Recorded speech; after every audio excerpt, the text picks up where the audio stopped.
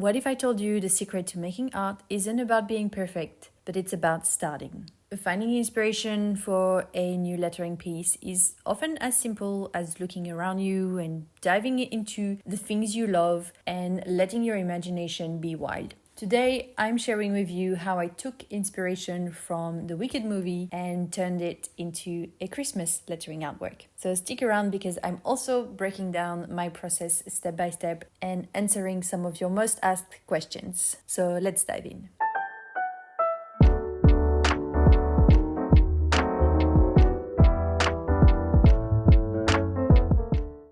Now, before we begin, if you're new here, I'm a lettering artist. I've been doing lettering for the past 15 years now, and it's only been since 2020 that it's become my full-time job, which means I draw lettering for a living. I teach online courses. I do custom lettering commissions. I'm trying to share a little bit of my process with you guys so that hopefully you can do the same. Now, when it comes to a new project, whenever I start a new project, I like to try and find inspiration first. So I love to immerse myself in the source material. So of course, for this piece, I went and watched the movie Wicked, but I also spent quite a bit of time rewatching the trailers, studying the posters for the movies, and also listened to the soundtrack to really capture the essence of the movie and the musical. And you guys might know I absolutely love using Pinterest to find inspiration. I like to browse images, click on them, and then find more images related to that image that I liked. And then I save those images and put them into a separate folder. That's where I will put all of my inspiration so I can go back to it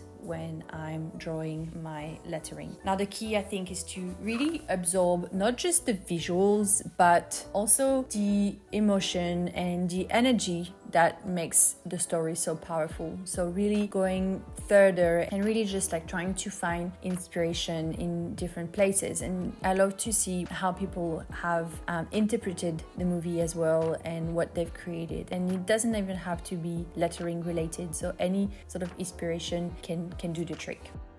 Now, before I even put pencil to paper, I like to think carefully about the phrase I want to illustrate. So I try to come up with a few different options. But for this one, I chose the phrase, "Have yourself a wicked little Christmas," because it was a little bit of a blend of the Wicked movie, but also the holiday season. Because I wanted to do a Christmas piece this year, but I also wanted to do a Wicked piece. So I thought, why not mix them together? I think that inspiration can really come from anywhere. And for me, it's about blending themes together. And that really is the key. It's about mixing unexpected subjects. It is the most powerful way to spark creativity and really come up with new and fresh ideas. So when you combine seemingly unrelated themes like the Wicked movie and Christmas, you can create something entirely new that stands out because of its uniqueness. And this approach really opens up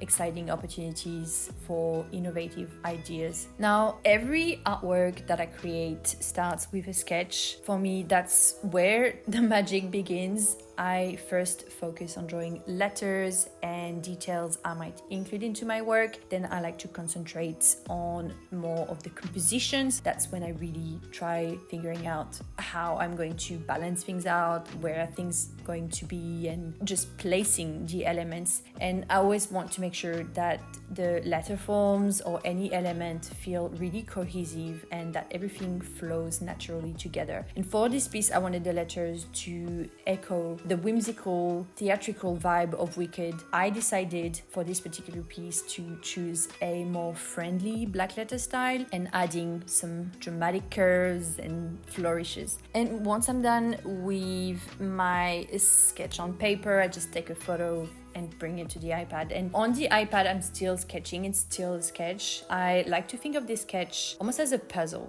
So just before you guys ask, I'm using my whimsical lettering toolkit for this piece. I'm using the sketching brush from the toolkit, and I like to work with white on the black background. I don't know why. I prefer a darker background and then adding the shapes in a lighter color. For me, it makes more sense than starting with a white canvas. So for me, black is the absence of light and means I'm bringing light and I'm not adding shadows. I'm not starting with shadows. I hope that makes sense. I just love starting with a black background and drawing with white. And like I said, you want your sketch to feel almost like a puzzle, because every element, like everything that you're going to add, whether it's the font you choose, the decorative elements like the flowers or emerald city in the background, everything has a certain weight and a certain purpose.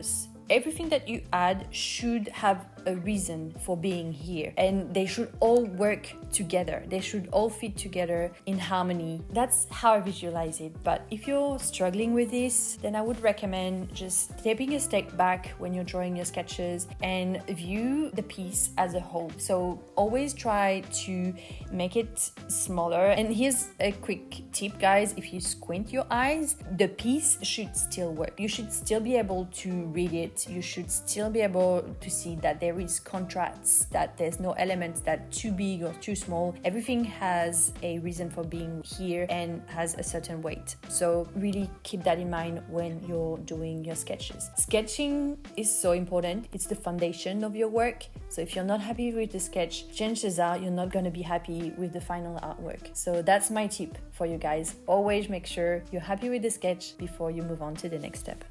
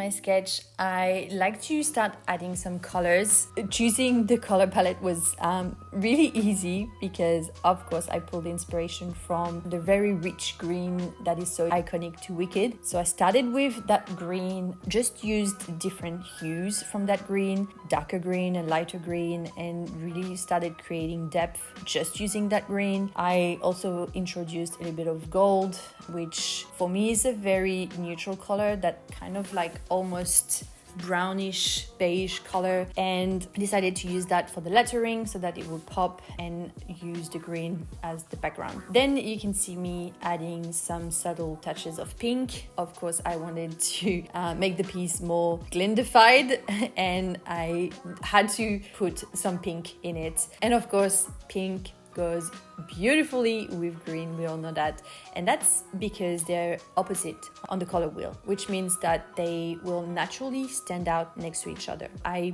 tried to add pops of pink here and there to really bring out that contrasting color palette. Whatever artwork you're doing, if you can add pops of contrasting colors in unexpected places, is really going to keep things interesting in your work. And same as everything, another tip, guys, colors have a certain weight, so it needs to be balanced. So if you add pink at the bottom of your artwork, then make sure you have pink at the top. If you use it sparingly, make sure you're using sparingly all around. If you use it heavily, make sure you use it heavily all around. So always try to keep things consistent and make it work as a whole. One of the questions I get a lot when it comes to colors is, how do I choose the colors? So like I said, for this piece, it was super easy, but if you're not sure, if you're not doing a Wicked artwork and you need to come up with a color palette, my advice is to start with, first of all, a palette that will resonate with the theme of your piece, and start with just one color first and use different tint, different hues, so make it lighter or darker, and then don't be afraid to test different combinations. So try to introduce a second or a third color. Sometimes the best result will come from happy accidents, but always remember that if you're trying things and things don't work out, something looks wrong and something is off, just go back to something simpler, because a lot of the time, the simpler, the better.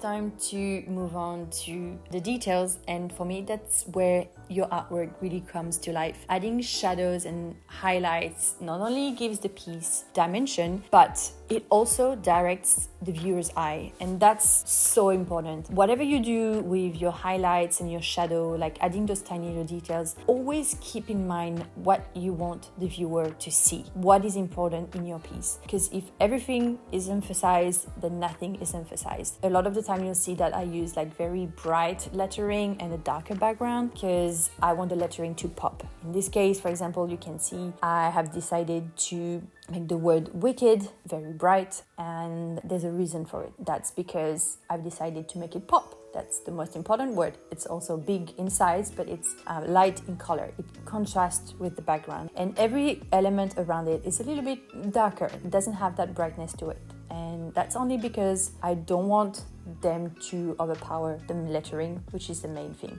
I want the lettering to pop and nothing else. You can see me here. I'm using, again, my whimsical lettering toolkit, and I've been using the old paintbrush for most of this artwork. Let's be honest, I try to make it like very big and very soft for shadows, but then for highlights I like to use the detailer brush. I usually use those highlights to make the letter look very sharp, and almost like beams of light are like hitting the letters, if that makes sense. Now I also wanted to talk a little bit about chromatic aberration, which is something I like to add at the end on my artwork. Basically what it is an optical phenomenon that usually occurs when the lens can't focus all of the wavelength of light onto a single point, which means that you'll be able to see the green, the blue, and the red. And this color distortion usually creates this very interesting color outline on the edges of your artwork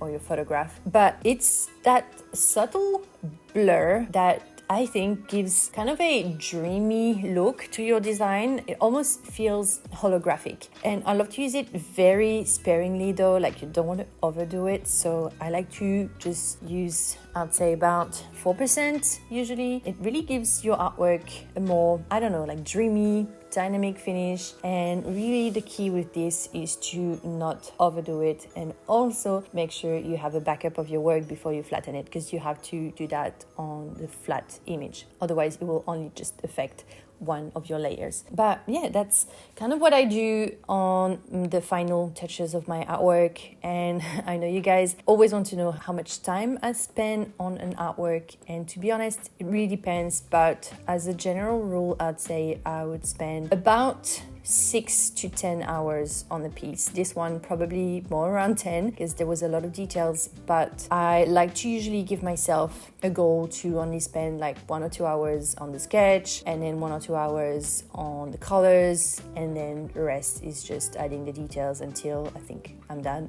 But yeah, that's what I do. Now the final step is to film a process reel. I love to share a process reel rather than the finished piece because I think it creates a lot more engagement. It shows the value of your work, the time and effort you put in. Reels for me are all about capturing those very satisfying moments. So you want to only share the best stroke, like the most satisfying strokes where you, for example, change the color or add like a final highlight. I would never share something that I didn't end up using, or when I'm erasing something, I always try and recreate the best stroke, the best moment to really make it look almost like it's effortless to do, and it's just this amazing piece all coming together, when in reality there's a lot of back and forth, a lot of trial and errors, a lot of things that fail and that I don't end up using. But it's all about not lying, but really making it look like something super magical is happening. I usually like to use my phone for that. I use a tripod, and I make sure to always have good lighting and some little decoration, usually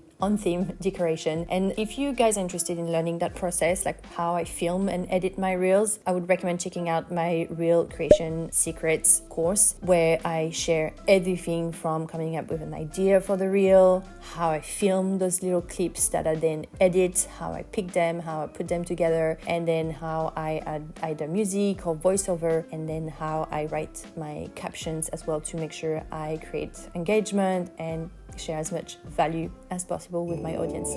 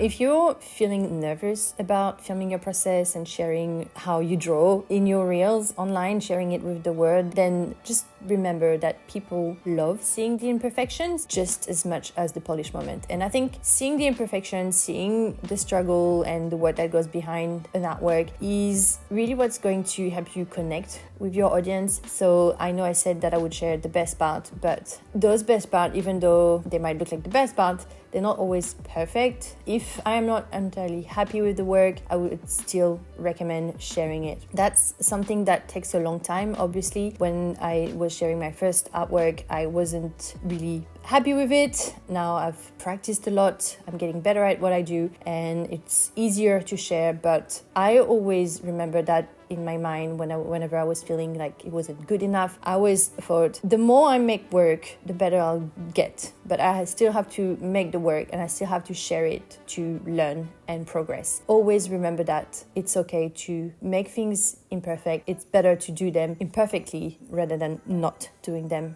It's all a part of the journey, and that's what will make your work feel real and relatable, because people, I guess, were able to see my progress. They could relate. It's what's going to be most inspiring at the end of the day.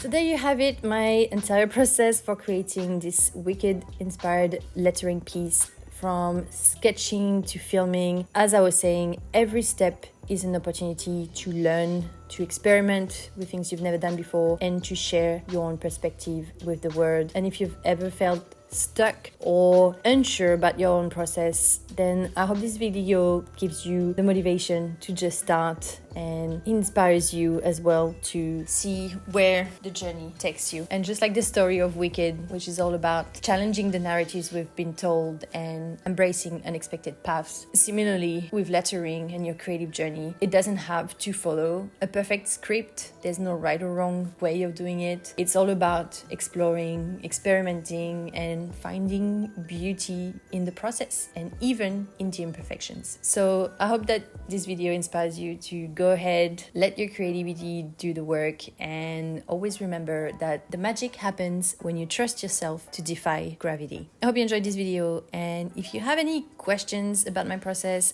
feel free to drop them in the comments. I'm planning on creating a very special course next year, and your questions always help me shape my courses. Thank you so much for watching, and I'll see you guys in the next video.